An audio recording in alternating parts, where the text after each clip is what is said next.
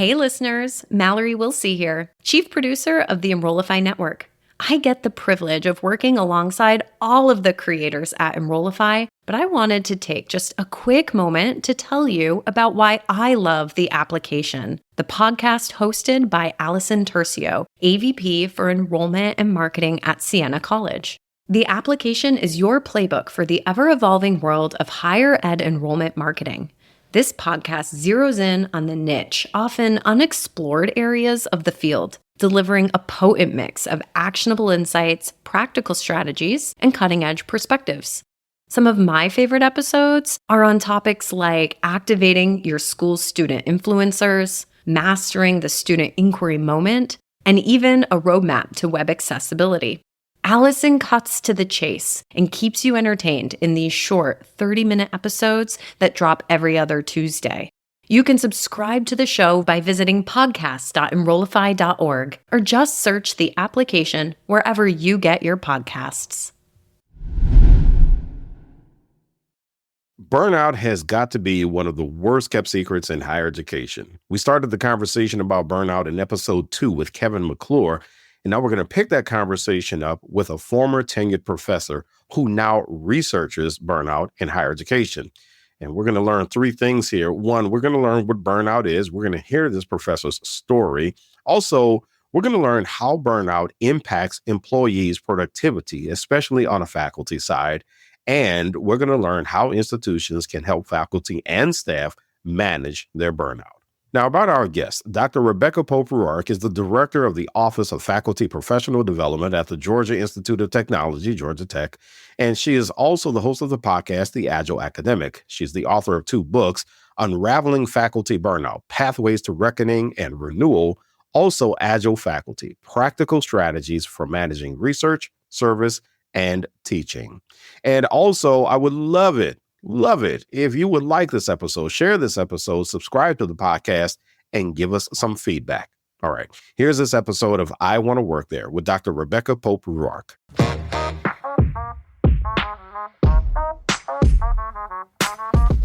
No matter the institution, company, or organization, everyone wants to find the best talent, and everyone wants to keep their best talent. Higher education is no different.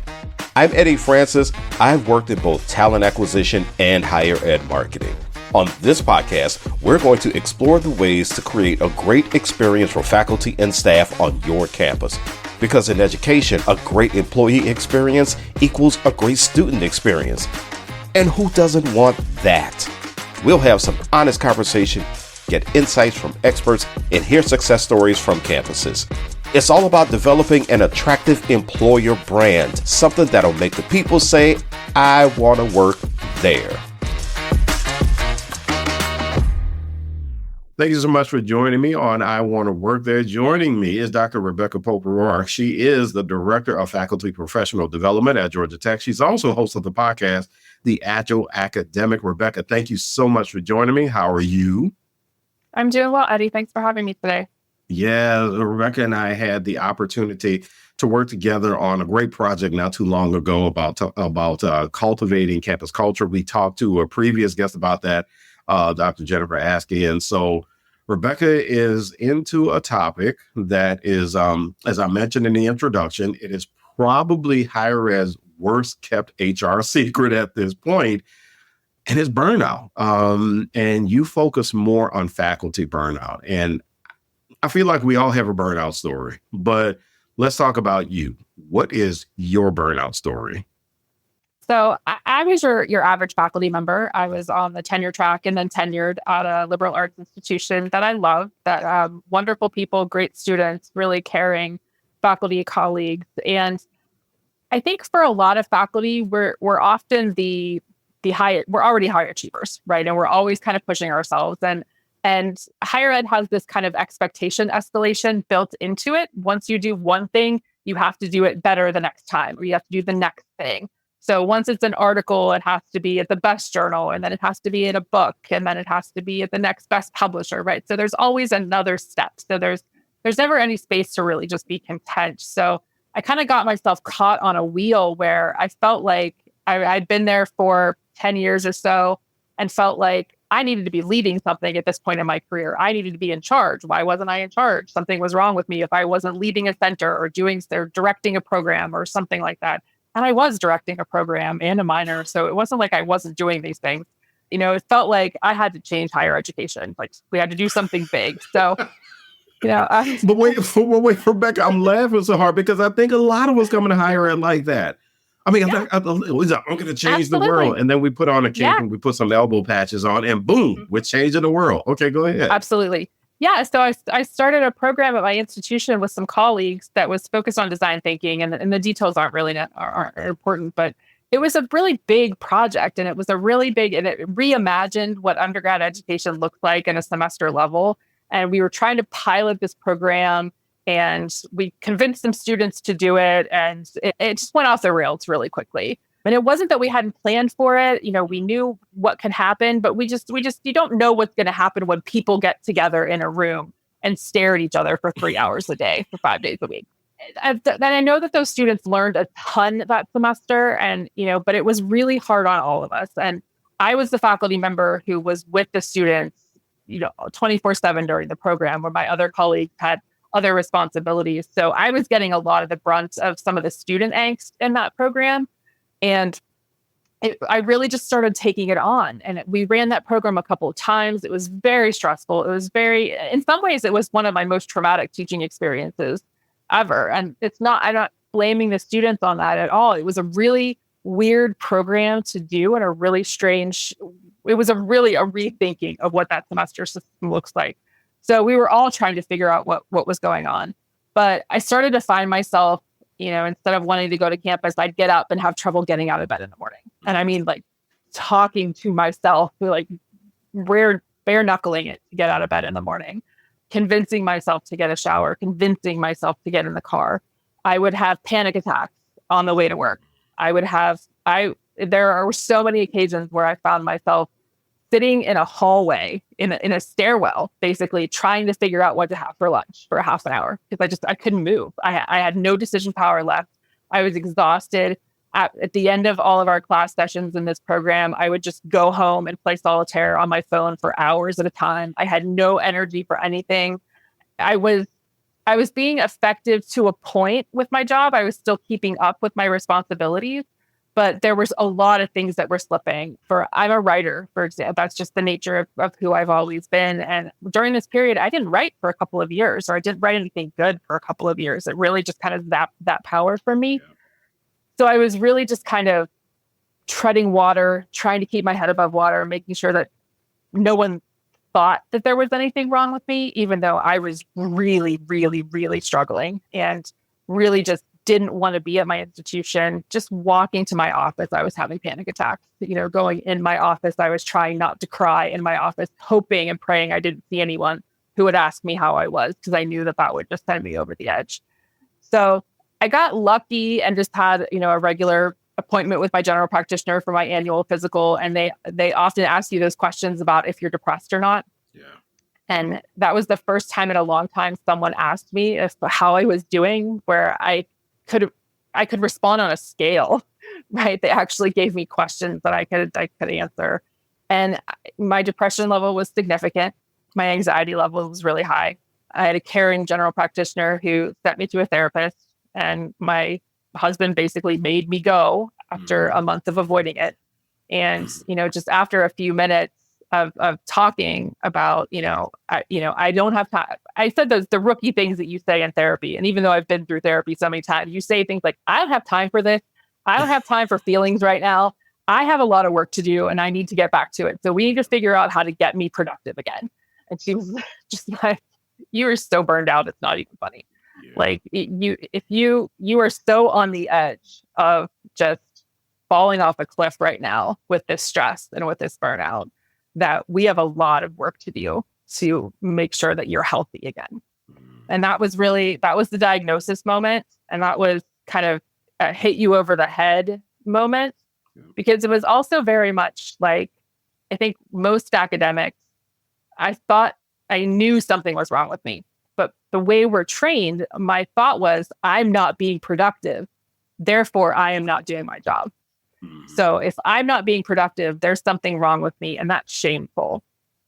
So there was a lot of shame mixed up in that diagnosis. But after a significant amount of therapy and some help with it from a mental health team I ended up on medical leave for burnout for a semester and ultimately decided that I couldn't return to the institution, that I needed to make some changes in my life. And that's kind of how I ended up where I am now at Georgia Tech. That story is so familiar though for me because in my case, I'm actually halfway through a mental health treatment plan right now. Probably just over halfway through it. But when I went to go see my therapist, I was on the tail end of burnout. And on the staff side of everything, a lot of us are charged with being part of the team that has to keep the doors of the institution open. We're charged with bringing the money in a different way. And for my being in marketing communications, which I understand is part of your background too, marketing communications. So you know how vulnerable that job is. And I was in a situation where, just like you, I had a panic attack. Actually, I think I had two. And then I think I cried 4 times in my last 8 months at the last job I did. And when I went to the therapist, it was the same thing. I mean, she was just like, you're burned out and you got to change something. And I actually had colleagues who said the same thing. They're like, Eddie, something's wrong and you've got to change something. And my daily schedule was to finish up at work, go home, have a drink, eat dinner, complain about work, have another drink, go to bed, and then wake up and do it all over again. It was rinse and repeat for me. And I didn't realize how much my drinking had increased. I didn't realize how much my eating. And it wasn't even so much that my eating increased. It was what I was eating that was just getting worse and worse all the time. So it was like have dinner, have cake, have a drink, go to bed, Yeah, absolutely. You're looking for comfort anywhere you can find it. Anywhere. So you have gotten to a point, I don't want to jump too far ahead, but what's interesting to me is the work that you do at Georgia Tech now as a director of faculty professional development, which I understand that's something that you're the first one to do this kind of work. Am I correct? I'm the first director. You're the of first the office. director. Yeah. Okay, got it. So how did you get to that point? Because I think that's a fascinating position where it seems like you can do a lot of good for a lot of folks. Yeah. It's a really fun position, and it's something that I think I've been working toward for a long time.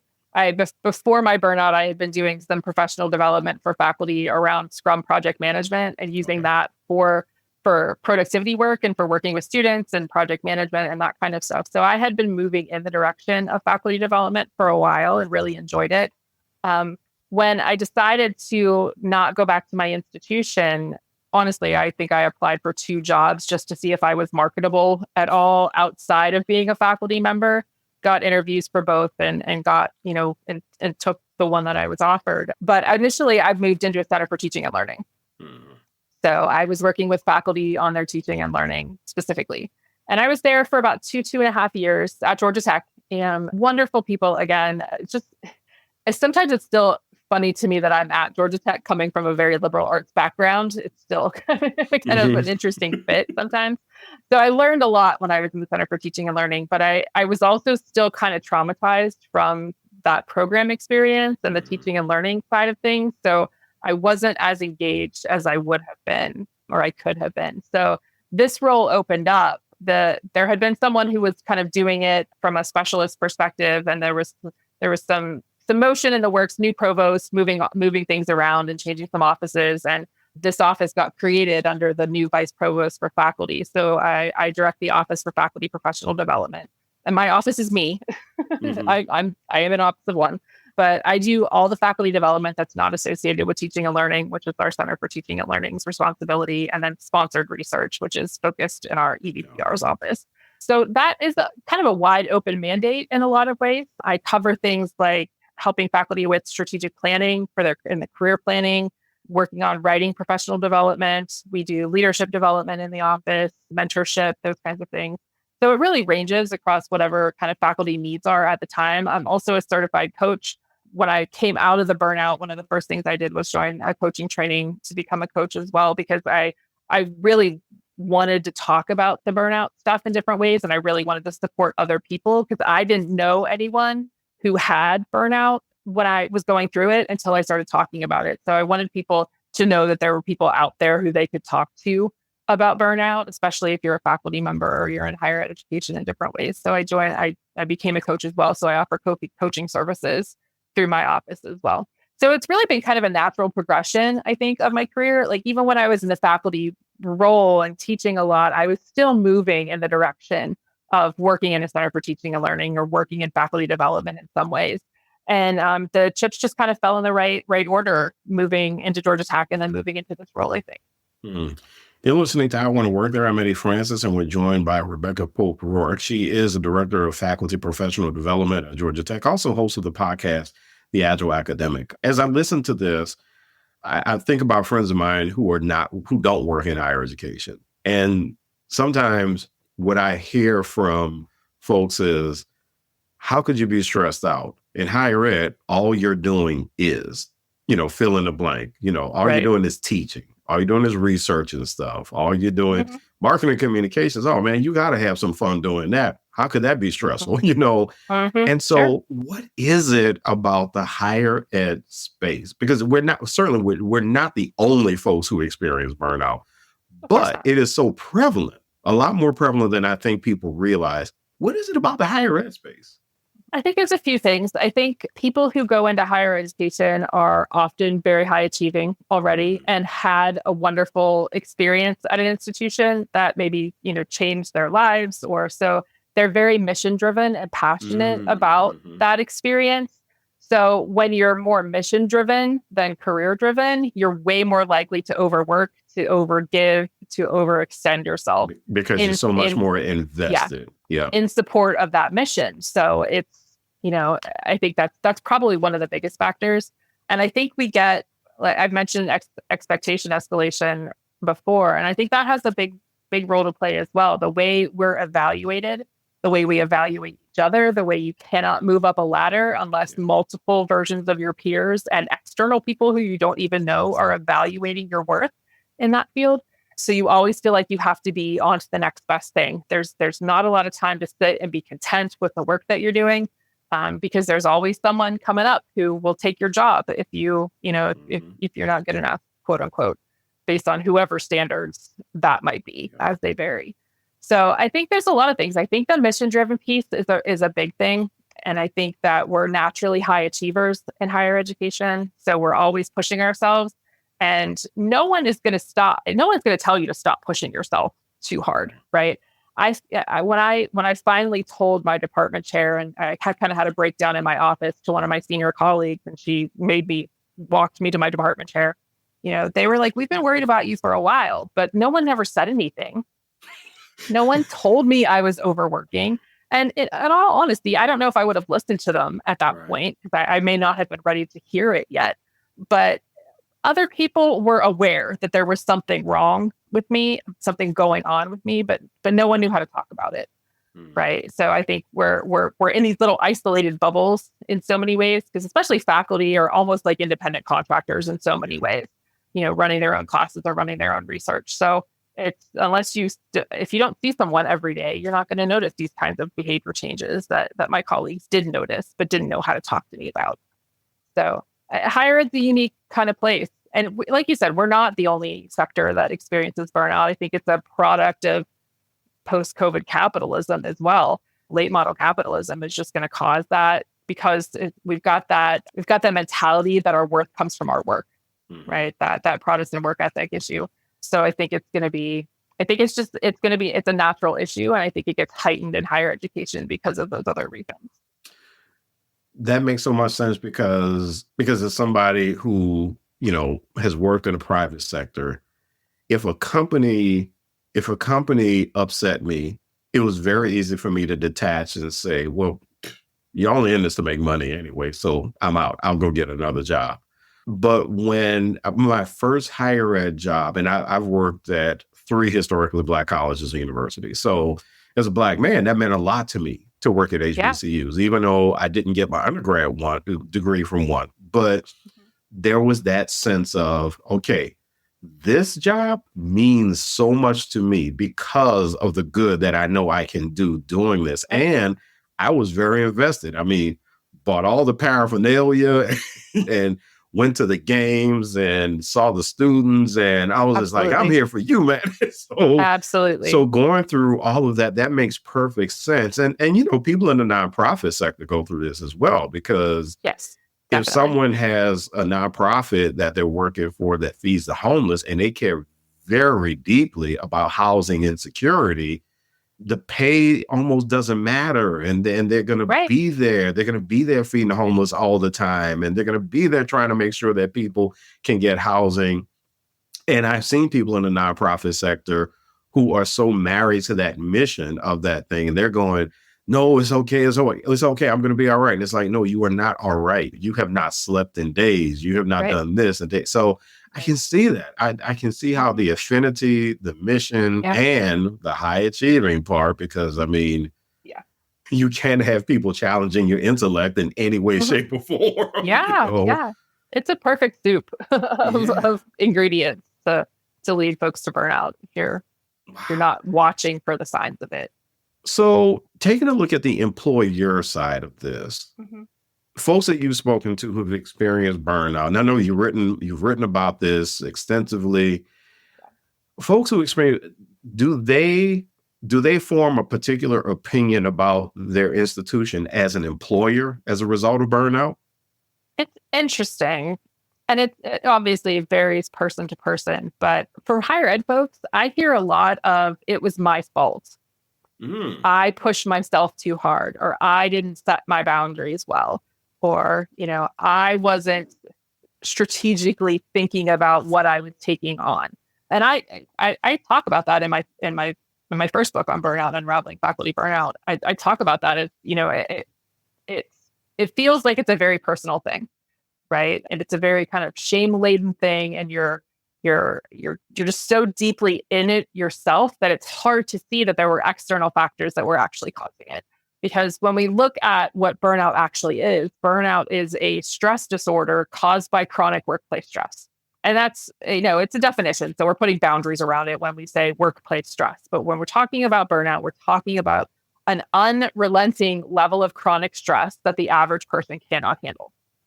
Higher ed across the board is an unrelenting ball of stress, just down to the way we evaluate people, the way we promote people, the way we treat people at different levels of faculty, for example, the big gaps we have between faculty and staff and how they work together.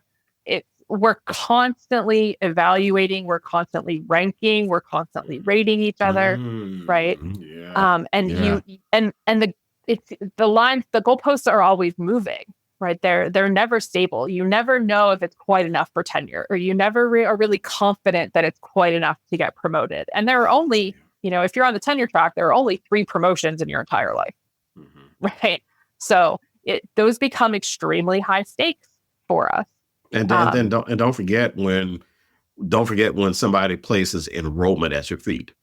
It's like, well, enrollment's down. What have you guys been doing? Enrollment is up, but fundraising is down. Yeah, right. So and faculty are getting all kinds of new pressures on them. Students are requiring much more mental health support than they have in the past. And faculty are expected to help. And most faculty want to help. I think most faculty are just concerned that they're going to do the wrong thing with a student who's really in need, right? But students' needs are very different than they were 15, 20 years ago. So that's this particular issue. So there are a lot of things going on about that chronic level of stress that just make it really difficult to pin down who's at fault, right? And not that we're saying that an individual with burnout is at fault for it, but I think we have some characteristics that make us a little more prone to it than maybe others in other sectors do, for the reasons that we've already talked about. So it's kind of it's just a big messy soup in a lot of ways that lead us down this path. I was sitting in a meeting once, and there was a professor from a university up in the Northeast. Someone said the words customer service, and he almost lost it. And he goes, I really hate this customer service thing.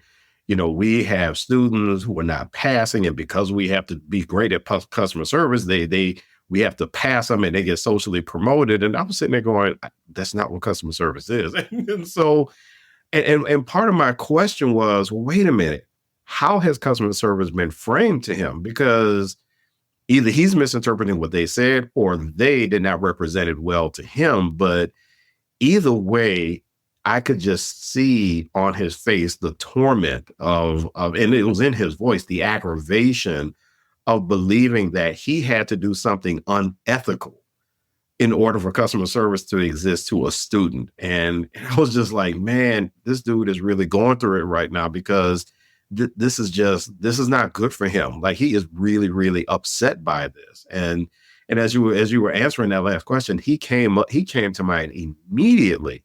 And it made me wonder, well, how much pressure is he under? Because this is not going well for him. Yeah. And there's so many things that are kind of at odds in that reality, right? So as a faculty member, you're trained to do research basically, and you pick up teaching on the side and it becomes something that becomes important to you that you have to use for evaluation. Many, many, many faculty love teaching. I'm not saying that they don't, but we're not often trained how to do that. We pick it up on our own for good or for bad. We figure out how to do it. We use the resources that are available to us. But students, like I said, have more needs than they have in the past. They want more flexibility. They want more mental health support from they are sharing things with faculty members that they would never have in previous eras. So faculty are getting a lot of secondary trauma on top of that, but they're also getting the pushes from administration from that kind of neoliberal perspective, that academic capitalism perspective, right? That we do have to keep student retention and we do have to recruit more students. We're looking at the enrollment cliff. We're looking at decreased funding from states if you're a state-supported school. And who knows what's going on at the federal level at this point. But we're competing for students. And keeping them happy and keeping them at the institution is part of being able to keep the doors open. Yeah. So many places are tuition driven. And even many state schools are tuition driven at this point because we're just not getting the same level of funding that we have in the last 40 years for political and other economic reasons. So there's a lot of tension there between how do we keep the doors open and the lights on and how do we maintain the standards of quality education at the institution. Yeah, and I think that faculty are at the intersection of that and don't always know what's going on at the administrative level that's keeping the lights on. And administrators often don't do a great job of explaining that, or they explain it in a way that doesn't resonate with the faculty. And it comes off like a customer service bent, right? And so we're just not speaking the same language. Yeah. You're listening to I Want to Work There. I'm Eddie Francis. We're talking to Dr. Rebecca Pope-Ruark. So speaking of administrators not communicating well, you have faculty who advocate for themselves, and let's say staff too. You have folks who advocate for themselves and say, listen, I know I'm burned out. Either a healthcare professional told me I'm burned out, right, or I visited WebMD and it told me I'm burned out. But either way, I know something is not right with me. And you have administrators who say, you know what, you just got to figure out how to push through. How do you respond to that? It's a tricky situation because it's, like I said, it's at a definitional level, at a clinical level, it's a syndrome caused by workplace stress. So workplace stress is the cause of this personal, quote unquote, problem, this experience that this person is having. So we cannot blame the individual for that. Yeah. We just can't. It's not definitionally accurate. It's not clinically accurate. So how do we have that conversation to make sure that we're respecting people's self-diagnosis as well as actual diagnosis, and that we're opening up doors for opportunities? I think a lot of faculty see so many dollars being spent on student mental health care, and then they're asking, well, what about us too? Because we're suffering, we're struggling, we need support, especially since COVID. Things have never kind of rewrited themselves in higher education. We're still dealing with a lot of the same issues that we were dealing with during COVID in so many ways. So I think that we have to really have a conversation with administrators. And I try to do this in my work when I work with institutions, to really have a conversation with the administrators that this is what this thing is. This is real, right? This is an actual health problem. It's undermining the quality of the education and the work that your faculty can do. So how do we support them? How do we make sure that they get what they need to be healthy and to do the work that we've hired them to do and that they're good at so many times? Because it's anyone can burn out. It's often our people who care the most that will burn out, right? Because they are so invested that they forget self-care and they forget how to have an identity outside of work, and then everything just becomes about work, right? So we set ourselves up for burnout in that way. My response to administrators when I've heard that, I had someone once say, I was talking to some department chairs and they were saying, I'm dealing with a lot of other stuff and now my faculty's mental health is my concern. It really is, right? Because it's going to be your problem one way or the other if that person gets to a point where they need medical leave or where they leave the institution and can't be retained or helped. So we do have to find ways that we're taking care of our people. And I think, oftentimes higher ed, we don't really think of higher ed as a workplace. Right. That sounds really strange, but we don't think about it in a corporate way. So because of that mission-driven piece of it, we get away with not. And Kevin McClure will say this too, right? We get away with not having great experiences for employees, quote unquote, because of the mission-driven piece of it. Because we care about what we do as faculty and as staff. So I think it's easier to kind of for administrators to try to pawn it off back on people. But I do feel encouraged, though. I mean, I've been doing these workshops. I've been doing workshops. I'm working with institutions for about 4 years now. And I'm hearing a lot more from institutions that are starting task forces or, having committees that are exploring the issue and looking at faculty and staff mental health, putting, at my institution, well-being is having a culture of well-being is in our strategic plan. It's one of the 7 major, strategic plan points. So it's making its way into different aspects of the work that we do. So I think the more we see that and the more we can refer to precedents like that, I think we have a better argument with administrators. So let's stay on that positive note and end on that positive note. I always like to ask my guests about the way forward for institutions so that they can position themselves as employers of choice. And so I have 2 parts of this question for you. One, is it possible, do you think, for an institution to help reverse burnout among its employees? The second part of this is, how can institutions help their employees manage burnout? So the first part, do you think it's possible to help reverse the effects? Do I think it's possible? I think it's possible.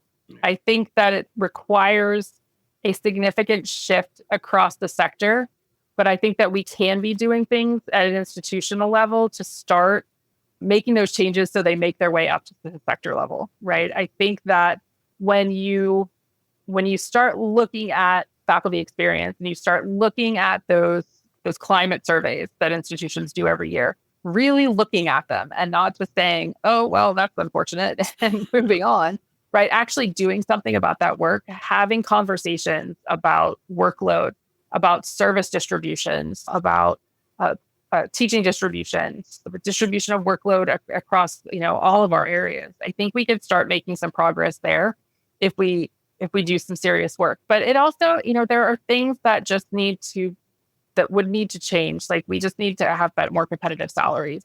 A lot of places are facing salary compression and, can't keep up with new faculty. We need to be looking at what leave plans. We need to be looking at health benefits, right? We need to be looking at the whole package of what we offer. A lot of places will say to faculty or staff, oh, well, we have the EAP, right? So any mental health EAP usually gets you maybe a couple of conversations. Employee assistance program. Yes, employee assistance program will maybe get you a couple of sessions with someone. And, oftentimes to work through burnout, there's a lot of baggage behind that work has to be done.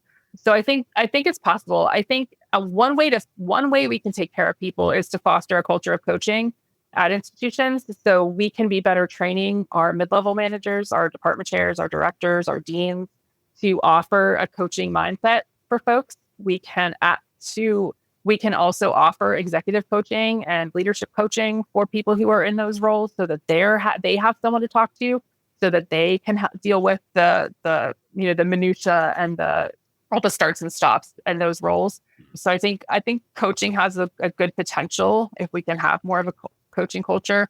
We're working on that at my institution, training folks throughout at different levels to be coaches and supporting them and having conversations with people around campus as needed. So that's a big part of the work I do. And folks who are in the Office of the Vice Provost for Faculty are in those programs and developing those skills as well. So I think that's one way. I think making sure that that people know what options are available to them in terms of leave. I think it's interesting for faculty because faculty don't often think about themselves as employees, so they don't really look at what HR does very often. So you tell a faculty member this is for employees, they'll just assume they mean staff, right? So making sure that faculty especially are aware of what HR offers in well-being, and that it's not just here's a yoga class or here's a 20-minute meditation on your phone, right? Those are great. Those can be helpful. But what are the real programs that we can be offering? And that might be cohort coaching programs. That might be, resource group programs, and making sure that there are spaces for faculty to have those conversations with different people when they are struggling and to feel safe in that. I think one of the things that I hear a lot is that faculty are concerned about using something like the EAP, the Employee Assistance Program, because they're afraid it'll get back to someone. Yep. Someone will know that they've taken advantage of this and that they are struggling. And that's the mentality we absolutely need to work on. And that's, I think, part and parcel to the mental health care system in our country and what needs to be addressed there. But we need to make sure that we have access for people to take care of themselves in ways that they need to be successful. So it's really interesting to hear that there really are two big places that institutions can start. And one is consistent, comprehensive communication to folks about the resources that are available to them. But then it also sounds like a lot of it is definitely creating an atmosphere of psychological safety, which unfortunately higher ed is known to be very good at right now. So absolutely. That psychological safety piece has come up a lot. Department levels, we have to be able to, and department chairs are it's just a strange level of leadership, right? Because you're a colleague, but you're not really a colleague, and you're stuck between the middle, and you eventually will go back to being a colleague, probably. It's a difficult role, but if we can do a better job training folks in those positions and preparing them to be people leaders, not just process leaders, I think it can make a big difference. Yeah. Rebecca Pope-Ruark, she's the Director of Faculty Professional Development at Georgia Tech, also host of the podcast, The Agile Academic. Rebecca, thank you so much for joining me on I Want to Work There. It was a pleasure, Eddie. Thanks for having me.